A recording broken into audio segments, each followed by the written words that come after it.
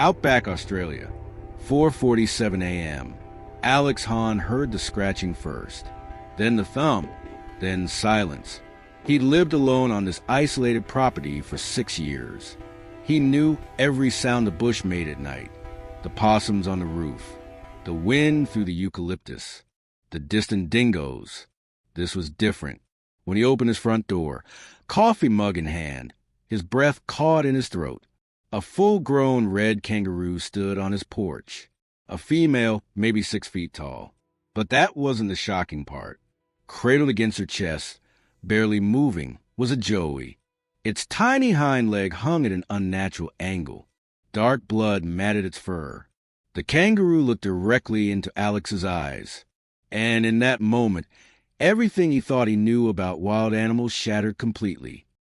If you're ready for a story that will challenge everything you believe about the animal kingdom, hit that like button right now. Drop a comment telling me where you're watching from, and subscribe because what happens next will leave you absolutely stunned. Now let's continue.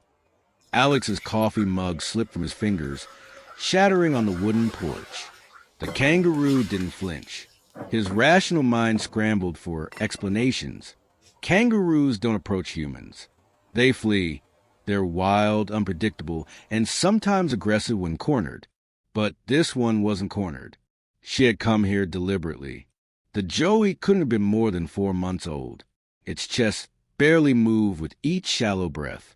Puncture wounds, 4 of them, perfectly spaced, marked its side.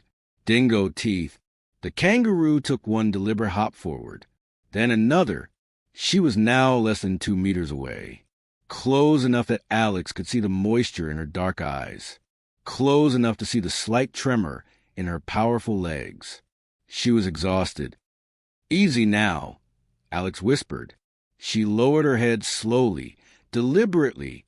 She shifted her weight, and with impossible gentleness, placed the joey on the weathered wooden boards of Alex's porch. Then she took one hop backward. Just one. Alex's heart hammered.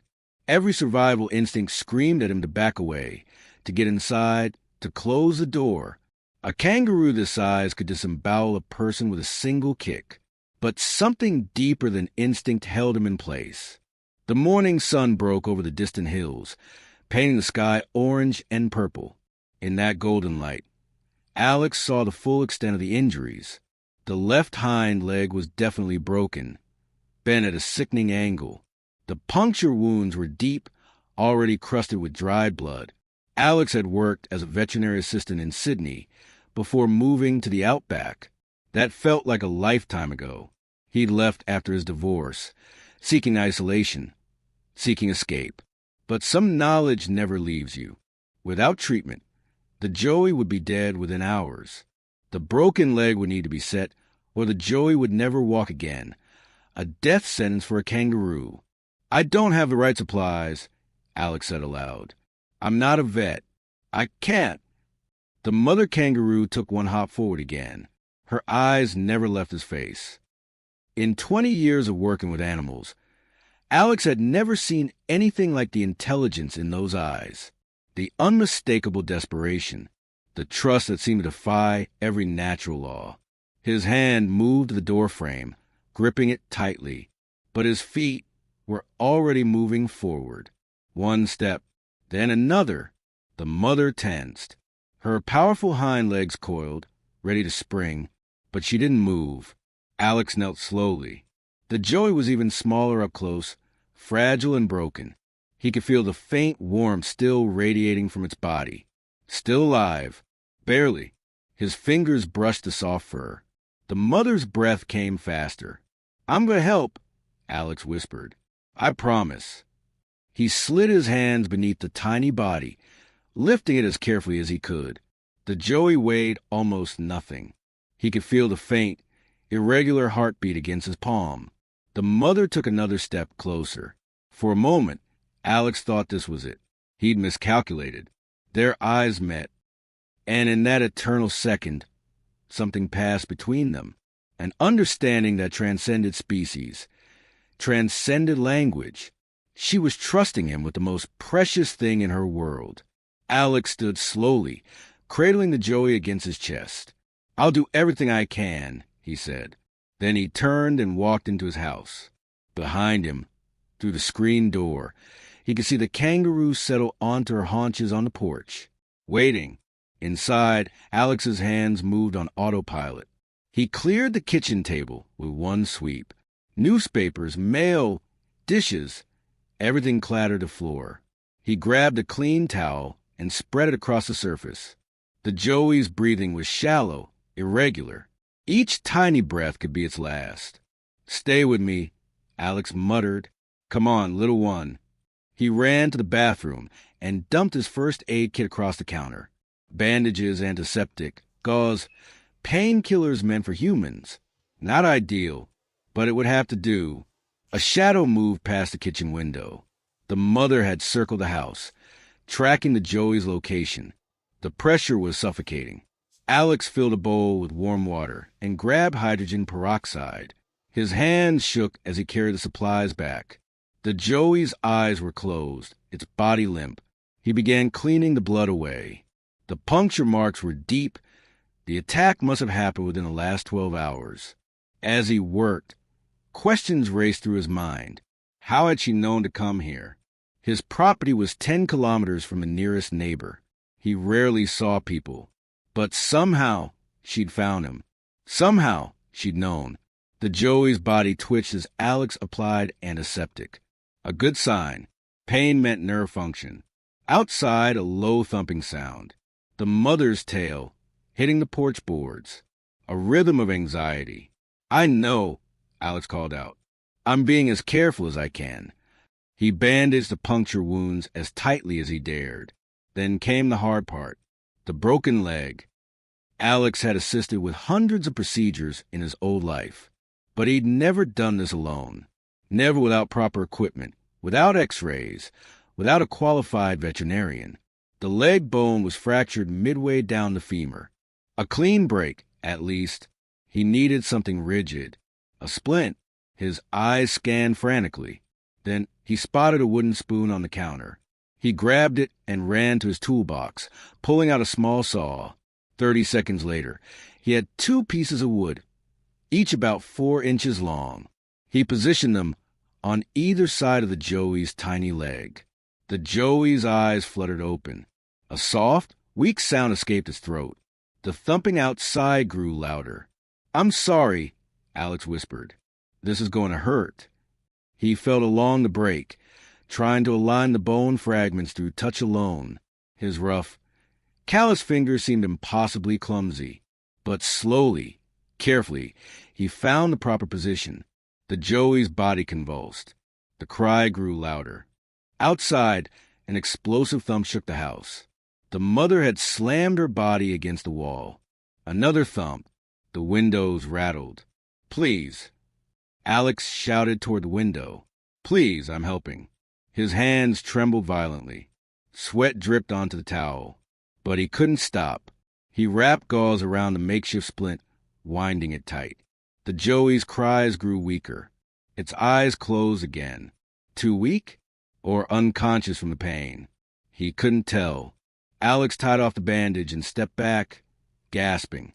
The thumping outside stopped. Silence. Alex moved to the window. The mother stood in his yard, completely still. Her chest heaved. Her eyes were fixed on the house, waiting for an answer. Alex looked back at the joey. The small chest was still rising and falling, but barely. The breathing was too shallow, too fast. Signs of shock. He'd done what he could for the immediate injuries. But the real battle was just beginning. He grabbed his phone and tried the Wildlife Rescue Center in Alice Springs. 2 hours away. Voicemail. It was barely 5 in the morning. He tried the emergency vet clinic. Same result. Frustration surged through him. Out here, he was truly alone. Alex walked back to the table and looked down at the tiny, broken creature. "All right," he said quietly. "We do this the hard way." The joey needed fluids. Dehydration would kill it faster than anything. But he couldn't give it water, not in its current state. It could aspirate. Then he remembered. Years ago, one of the vets had kept electrolyte solution for emergencies, designed for livestock, but the principle was the same. Alex ran to his storage shed, tearing through boxes. At the bottom of a dusty crate, he found it, a bottle of electrolyte powder, unopened, expired by 3 years, but it would have to do. He mixed it with water and filled an eyedropper. The Joey was unconscious, limp and unresponsive. Alex lifted the Joey's head carefully. "Come on," he whispered. "Just a little." He placed a single drop on the Joey's lips. Nothing. Another drop. The tiny tongue moved slightly. A reflex. Drop by drop. Alex administered the solution. 15 minutes to get even a few milliliters into the Joey's system. But the breathing seemed to stabilize slightly. Alex glanced at the clock. 6:23 a.m. He'd been at this for over an hour and a half. The Joey needed warmth. He grabbed a heating pad, set it to low, and positioned it under half of the towel. Then he sat down and waited, and watched. Outside, the mother settled into a sitting position in the yard. She faced the house, unmoving. "I don't know if this is enough," Alex said to the empty kitchen, but he would try. For the next hour, he monitored breathing, administered more solution drop by drop, adjusted the heating pad. The sun climbed higher, and slowly, impossibly, the Joey's condition stabilized. The breathing grew stronger. Color returned to its nose and paws. At 8:47 a.m., the Joey's eyes fluttered open, dark and glossy, unfocused but aware. Alex felt tears prick his eyes. "Hey there," he whispered. "Welcome back." The Joey tried to move and immediately whimpered. Don't try to move. You're safe." Outside, the mother rose to her feet. She had sensed a change. Somehow, she knew her baby was alive. At 9:15 a.m., the Wildlife Rescue Center finally answered. "You did what?" The woman's voice was skeptical. Alex explained everything. The mother kangaroo, the injured Joey, the emergency treatment. "Sir, you should never handle wild animals. It's dangerous and illegal. You should have called us immediately." "I did call you," Alex shot back. "You didn't answer. This Joey would have died." A long pause. "What's the Joey's current condition?" Alex described the breathing, the alertness, the bandaged wounds and splinted leg. "Can you transport it here?"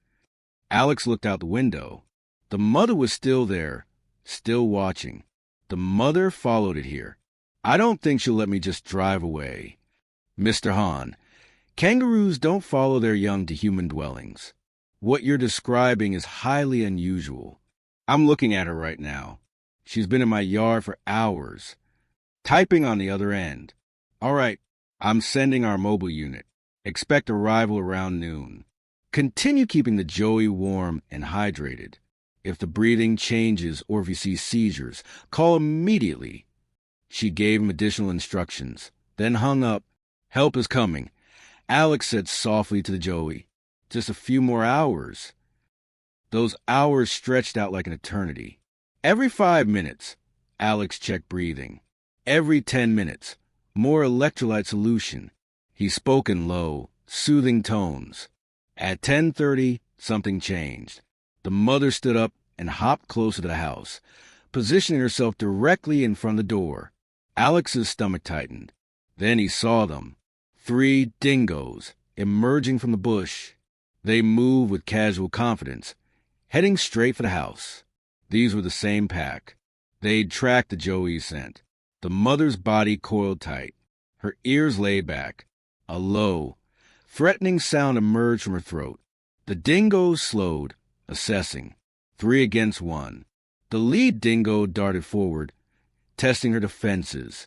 She exploded into motion. Alex had seen kangaroos fight before, but this was different.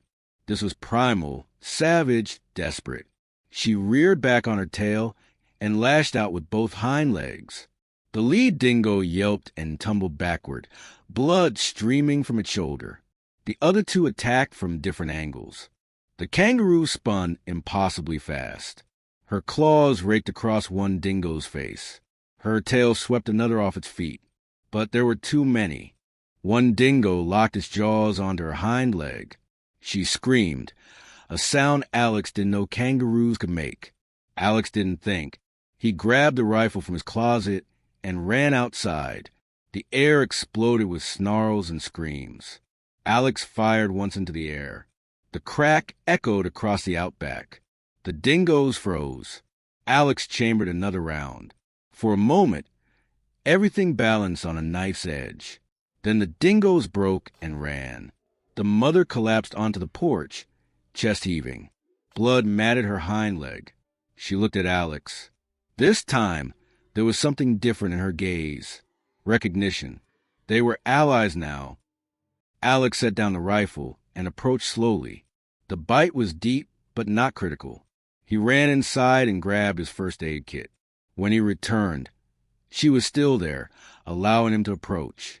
He cleaned her wounds, dabbing away blood with antiseptic-soaked gauze. She flinched but didn't pull away. "You're tough," Alex murmured. "Toughest mother I've ever met." When he finished, he sat on the porch steps. The kangaroo settled beside him, not touching but close. They sat together in silence, two unlikely guardians waiting for help. The mobile unit arrived at 12:47 p.m. Alex heard the engine long before he saw the vehicle, a modified truck with the center's logo. The mother heard it too. She stood immediately tense. "It's okay," Alex said. "They're here to help." Two people emerged, a middle-aged man with weathered skin and a younger woman carrying a veterinary kit. They stopped short when they saw the kangaroo. "Bloody hell," the man muttered. The woman, her name tag read Dr. Sarah Mitchell, approached slowly. "Mr. Hahn, I'm Dr. Mitchell. This is Tom, my field assistant. Call me Alex." Dr. Mitchell's eyes moved from Alex to the mother, then to the door. "The Joey is inside?" "On the kitchen table. Stable. But it needs real medical attention." She started toward the door. The mother moved to block her path. Everyone froze. "She's protective," Alex said quietly. "Can you bring the Joey out here?" Alex went inside and carefully lifted the Joey. When he emerged, the mother's entire body trembled. She took one hop forward, then stopped. Dr. Mitchell opened a portable examination case and spread a mat on the ground. "Can you lay it here, Alex?" Alex knelt and placed the Joey on the mat. The moment he stepped back, the mother was there, pressing her nose against her baby's face, making soft clicking sounds. Dr. Mitchell waited, then began her examination. The mother watched every movement, but didn't interfere. "You did well," Dr. Mitchell said after several minutes. "The splint is properly positioned. The wounds are clean. You may have saved this Joey's life." Relief flooded through Alex. "But the leg needs proper setting. We need x-rays, antibiotics, professional care. I need to transport the Joey to our facility." The mother's ears flicked back. "She won't let you," Alex said. "Not without her. We can't transport a full-grown kangaroo." "Then I'll drive them," Alex interrupted. "The mother followed me earlier. She'll follow again. Your facility is in Alice Springs." Dr. Mitchell nodded slowly. 2 hours from here. "But Alex, she ran to get here. She'll follow me again." A long silence. "This is highly irregular," Dr. Mitchell finally said. "Everything about this situation is irregular." She looked at Tom, who shrugged. "All right, but I'm coming with you. Tom, take the truck back. Radio ahead. We're coming with an injured Joey. Prepare the surgery room." 20 minutes later, they were ready. The Joey was secured in a cushioned transport crate in Alex's backseat. Dr. Mitchell sat beside it. Alex was behind the wheel. The mother stood in the driveway, watching. Alex started the engine. She hopped once, twice, then settled into a steady rhythm behind the truck. "She's following," Dr. Mitchell said, wonder her voice. Alex kept his speed low, 40 kilometers per hour. The Outback stretched before them, red earth and sparse vegetation under endless blue sky. In the back seat, the Joey made soft sounds at every bump. The mother never fell behind. After 30 minutes, Alex checked the mirror. She was still there, maintaining 20 meters. "How long can she keep this up?" he asked. "I don't know," Dr. Mitchell admitted. "She's injured, exhausted, probably hasn't eaten or drunk in hours. She should have collapsed by now." But she didn't. Kilometer after kilometer, she kept running. At the 1-hour mark, they passed a roadhouse. Alex slowed, thinking they should stop, but the moment the truck decelerated, the kangaroo moved closer, agitated. "She doesn't want to stop," Dr. Mitchell observed. "She wants to keep her baby moving towards safety." Alex accelerated back to speed, and the mother settled into her rhythm again. They drove through midday heat, through shimmering mirages, through the vast emptiness of the Australian interior. The entire time, the mother followed. No water, no rest, no relief, just pure, relentless determination. Dr. Mitchell's phone rang. She spoke in low tones about the Joey's condition and their estimated arrival. When she hung up, she turned to Alex. "They're ready for us. Full surgical suite. The moment we arrive, they'll take the Joey straight into X-ray." "Will the mother be allowed in? Into the building?" Dr. Mitchell sounded shocked. "Absolutely not. She's going to fight you. We have protocols." "She'll fight," Alex said firmly. "She didn't trust me because of protocols. She trusted me because I showed her I cared." Dr. Mitchell fell silent. Finally, Alice Springs appeared on the horizon. The mother's pace didn't slow. They reached the Wildlife Rescue Center at 3:34 p.m. Alex pulled into the lot, and staff members rushed out with a gurney. The mother bounded into the parking lot and immediately positioned herself next to the truck. "Everyone stay calm," Dr. Mitchell called out. "We have a protective mother here." Alex got out slowly and opened the back door. He lifted the Joey's crate and started walking toward the building. The mother followed. Staff members scattered. "Dr. Mitchell?" One called nervously. "What do we do?" Dr. Mitchell looked at Alex, then at the kangaroo, then at the Joey. "We let her come," she said. Gasped from the staff. "But the regulations." "I don't care about the regulations," Dr. Mitchell cut in. "This mother has run over 100 kilometers today. We're not separating them now. Clear a path to the examination room." They walked into the building. Alex carrying the crate, the mother hopping beside him, Dr. Mitchell bringing up the rear. It was the strangest procession the Wildlife Center had ever seen. The examination room was designed for koalas and wallabies, not a full-grown red kangaroo with defensive instincts. The mother barely fit through the doorway. She positioned herself in the corner with the clearest view, body coiled and ready. Alex set the crate on the examination table and stepped back. Dr. Mitchell approached slowly, speaking in soothing tones. "I know you're scared, but we're going to help your baby. I promise." The kangaroo's eyes tracked every movement. Another veterinarian entered, a young man radiating nervous energy. "Dr. Mitchell, the X-ray machine is ready. Dr. Patel, meet our patient's mother. She'll be observing the entire procedure." Dr. Patel's eyes went wide. "You can't be serious." "Completely serious. Let's begin." They carefully transferred the Joey to the examination table. The mother shifted, preparing to intervene, but Alex moved to stand beside her. "They're helping," he said quietly. "Just like I helped. They want your baby to survive." The kangaroo looked at him. For a moment, Alex saw recognition in those eyes. She settled back slightly, still tense but not attacking. Dr. Mitchell began her examination, narrating findings for Dr. Patel. Multiple puncture wounds, consistent with dingo attack. Wounds are clean, properly dressed. No sign of infection yet, though we'll start 4 antibiotics. Left femur fracture, simple break.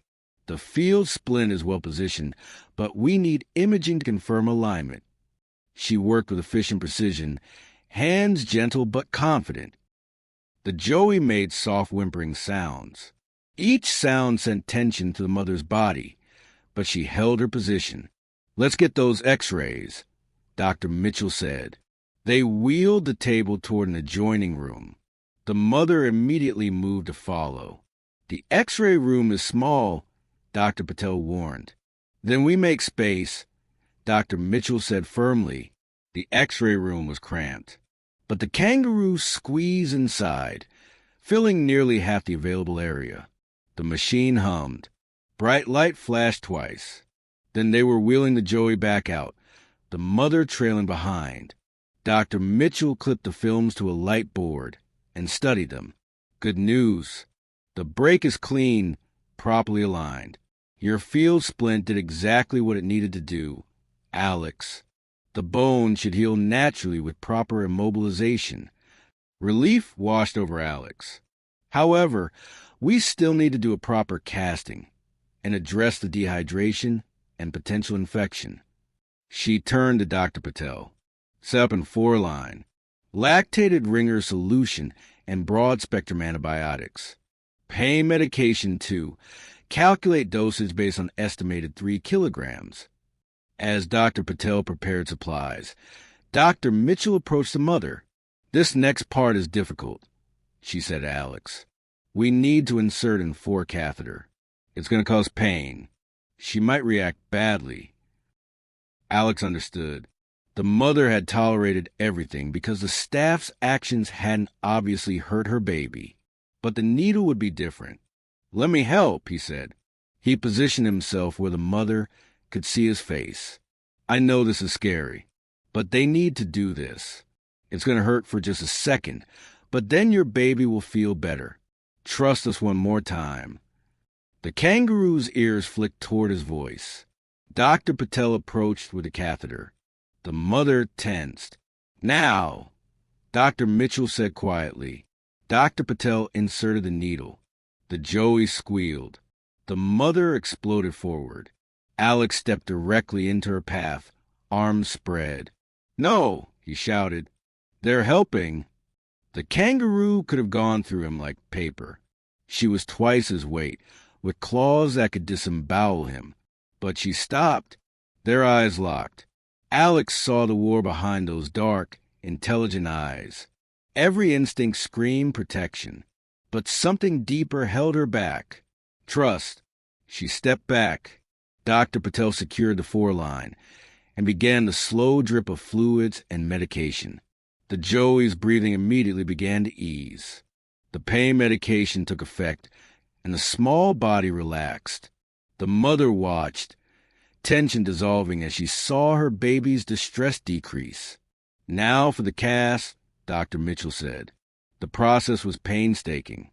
Dr. Mitchell built up layers of padding, then carefully applied casting material, molding it to support the broken femur while allowing for growth. Throughout it all, the mother remained in her corner, watching but no longer intervening. At 5:17 p.m., Dr. Mitchell stepped back. "Done. The cast needs to stay on for at least 6 weeks. During that time, the Joey needs to stay here for monitoring." She turned to the mother. "That means you need to leave your baby with us. We'll take care of it. But you have to go." The kangaroo didn't move. "Dr. Mitchell," Alex said slowly, "I don't think she's going anywhere." The veterinarian sighed.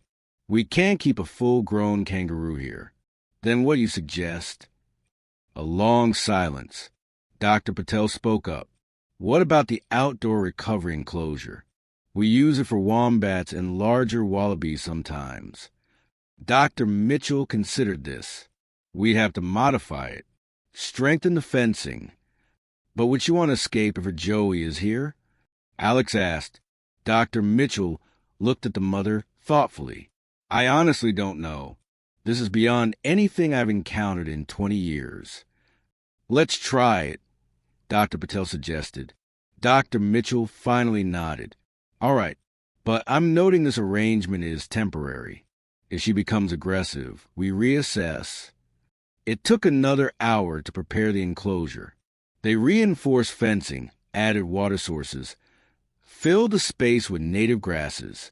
Then came the challenge of moving the joey and convincing the mother to follow. Alex wheeled the joey toward the back door, speaking constantly in calm tones. Your baby is going to a safe place. You can stay there too. You can be together while it heals. The kangaroo followed through the building, down a hallway, out into the fading evening light. The outdoor enclosure was simple but adequate, about 20 meters square, with natural ground cover and a shelter in one corner. Alex wheeled the joey inside and transferred it to a soft bed of towels. The mother hopped through the gate immediately, moving to her baby's side. She pressed her nose against the joey's face, making soft, clicking sounds. The joey, groggy from medication but aware, responded with weak sounds. Dr. Mitchell watched from outside, expression unreadable. This is extraordinary, she said quietly. Alex stood beside her, watching the reunion. How long until the joey can be released? Minimum 6 weeks for the bone to heal. Maybe 8. Then we assess whether it can survive in the wild. And the mother will stay here the whole time, if she chooses to. We can't force her either way. As if hearing the conversation, the mother kangaroo looked up from her baby. Her eyes found Alex's. And in that gaze, Alex saw something he would remember forever. Gratitude. Pure, unmistakable gratitude. She knows, he whispered. She understands that we helped save her baby's life. Dr. Mitchell didn't respond, but her expression suggested she was beginning to believe it too. Alex visited every day. The 2-hour drive from his property to Alice Springs became routine. He told himself it was just to check on the joey's progress. But deep down, he knew it was more than that. Something had changed in him the morning. He opened his door to find a desperate mother seeking help. Something fundamental had shifted in his understanding of connection and purpose. For 6 years, he'd lived in isolation, convinced that solitude was healing. That distance from people, from relationships, from potential pain was the answer. Now he wasn't so sure. The joey's recovery was remarkable. By day 3, it was alert and responsive, drinking formula from a bottle Dr. Mitchell had prepared. The puncture wounds healed cleanly. By day 7, the joey was attempting to move around, dragging its casted leg awkwardly but determined. The mother never left its side. The staff worried she wouldn't eat, that stress would make her waste away. But she ate the provided grasses and vegetables with steady determination. She seemed to understand she needed to stay strong for her baby. And every evening, when Alex arrived for his visit, she would acknowledge him with a brief look before returning attention to the joey. She remembers you, Dr. Mitchell observed on day 12. They stood outside the enclosure, watching the mother and joey together. The joey was much more active now, hopping in small circles despite the cast. She associates you with her baby's survival. In her mind, you're part of her family group now. Alex felt warmth unfold in his chest. Can I go in? Dr. Mitchell hesitated. It's not protocol. But then again, nothing about this has been. She unlocked the gate. Alex stepped inside slowly, hands visible. The mother watched but didn't tense. Instead, she shifted slightly, making room. An invitation. Alex sat on the ground about 2 meters away. The joey noticed him and hopped closer, curiosity overcoming caution. It sniffed at his hand, tiny nose twitching. Then it curled up against his leg and closed its eyes, completely trusting, completely safe. The mother watched this interaction, and if a kangaroo could smile, Alex would have sworn he saw approval in her eyes. He sat there for nearly an hour, the joey sleeping against him, the mother resting nearby, and felt a peace he hadn't experienced in years. By week 4, Dr. Mitchell began discussing release timelines. The bone is healing ahead of schedule. The X-rays show excellent progress. If this continues, we might remove the cast by week 6. And then what? Then we assess mobility. Can the Joey hop properly? Can it keep up with the mob? Can it escape predators? Where would you release them? Dr. Mitchell looked at him thoughtfully. Typically, as close to where they were found as possible, near your property. Alex nodded slowly. The same area where the dingo attack happened. Dingoes are territorial. They don't typically attack the same target twice. But yes, there's always risk. The mother will stay with the Joey after release? Almost certainly. The bond is extremely strong. They typically stay together for the Joey's entire first year, sometimes longer. Alex imagined them out there in the bush, free and together. The image filled him with both happiness and unexpected sadness. He'd become attached despite trying not to. Week 5 brought Dr. Mitchell's final assessment before cast removal. She examined the Joey thoroughly, checking range of motion, testing the leg strength through the cast, reviewing the latest x-rays. Perfect, she announced. Complete healing. We'll remove the cast next week. Alex's heart swelled with relief and something bittersweet.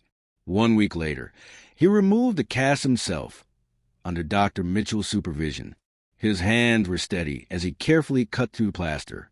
The fur had grown back patchily beneath, and the skin was pale, but the bone was solid. Moment of truth, Alex murmured. He set the Joey down and stepped back. The Joey tested the leg cautiously. Partial weight, then more, then full weight. And then it hopped. Not big, just small. But it landed solidly with no pain or instability. You did it, Alex said. You're healed. Over the next 2 weeks, the Joey's strength returned rapidly. It ran and jumped and played with boundless energy. The injured leg showed no weakness. The Joey seemed determined to prove it could do everything a normal kangaroo could do. Dr. Mitchell did a final assessment, watching the Joey navigate obstacles, testing its mobility. Remarkable. Complete recovery. You'd never know it had been injured. So they can be released? The question had been weighing on him for days. Yes, they're ready to return to the wild. Alex nodded slowly. That night, he sat on his porch at home, thinking about the past 2 months, about how his quiet, isolated life had been upended by a desperate kangaroo appearing at his door, about how that single moment of choosing compassion over fear had changed everything. His property didn't feel like a refuge from the world anymore. It felt like a home, and for the first time since his divorce, he didn't feel alone.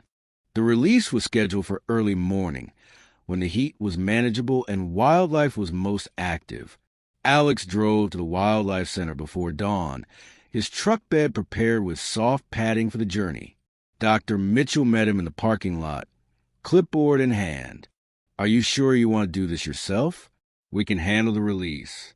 I need to, Alex said simply.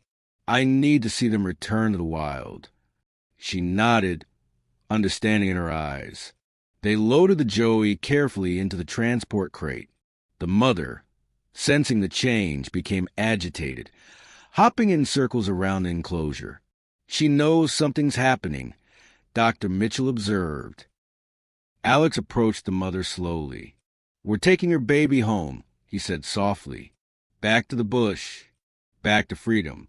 You can follow like you did before. The mother's ears flicked toward his voice.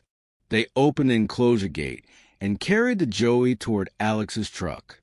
The mother bounded out immediately, following close behind. Alex secured the crate in the truck bed, then looked at the mother. Ready to go home? He climbed into the driver's seat and started the engine. In his rear-view mirror, he watched the mother hop after them as he pulled out of the parking lot. She followed all the way back to his property, maintaining her steady rhythm for the entire 2-hour drive. When they arrived, Alex drove slowly into bush, following an old trail that led deep into kangaroo territory. Finally, he stopped in a clearing surrounded by acacia trees. This was it. He got out and opened the tailgate. The Joey, sensing freedom, was alert and eager. Alex opened the crate. The Joey bounded out immediately, landing on solid ground, testing its leg. Perfect. The mother hopped forward, and for a moment, Mother and Joey stood together in the clearing. Then they looked back at Alex. Both of them, at the same time. Alex felt his throat tighten. "You're going to be okay," he said. "Both of you. Be safe out there." The Joey turned and bounded into the tall grass, into freedom. The mother watched it go, then looked at Alex one final time. This time, it really was goodbye. She turned and hopped after her Joey, disappearing into the acacia forest.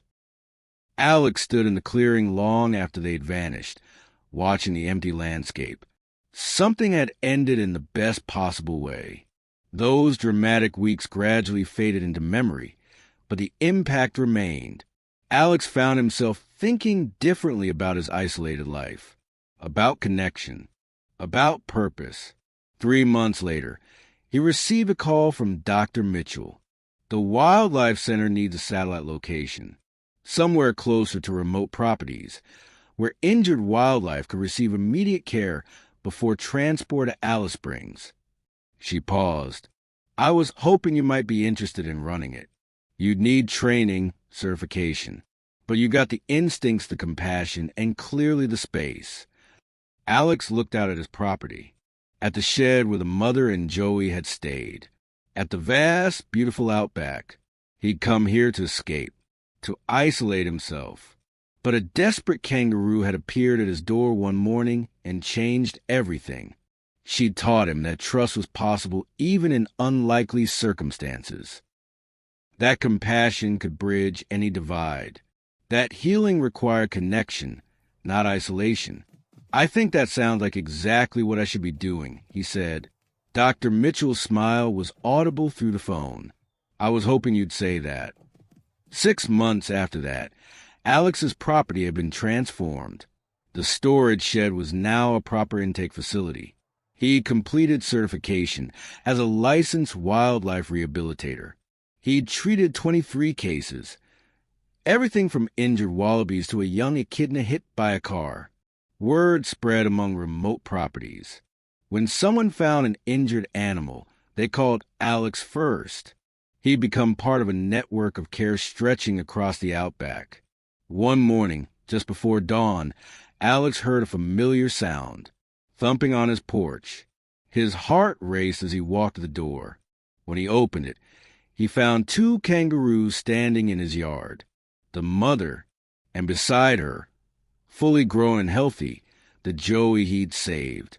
They'd come back. Alex's breath caught. "Hey," he said softly. "I wasn't sure I'd ever see you again." The young kangaroo hopped forward, unafraid. It came right up to Alex, close enough to touch. Alex reached out carefully and rested his hand on the young kangaroo's shoulder, right where the scar from the dingo attack was still faintly visible. "Look at you, all grown up, strong and healthy." The young kangaroo tolerated his touch for a moment, then hopped away to explore. The mother remained where she was, watching.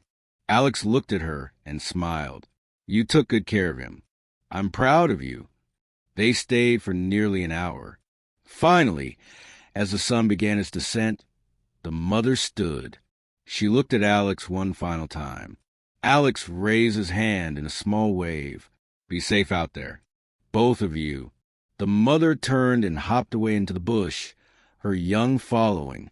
But just before they disappeared, the young kangaroo stopped and looked back. Just for a second, then he turned and bounded after his mother, disappearing into the vast Australian outback. Alex stood watching the empty landscape, feeling gratitude wash over him. From isolation to connection, from running away to helping, from loneliness to purpose, all because one desperate mother had appeared at his door and asked him to be brave enough to trust. And he had been. This story touched your heart. Please hit the like button and let me know in the comments what moved you most. Subscribe to the channel for more incredible stories about the extraordinary bonds between humans and animals. Share this with someone who needs a reminder that compassion can change everything. Thank you for watching, and I'll see you in the next story.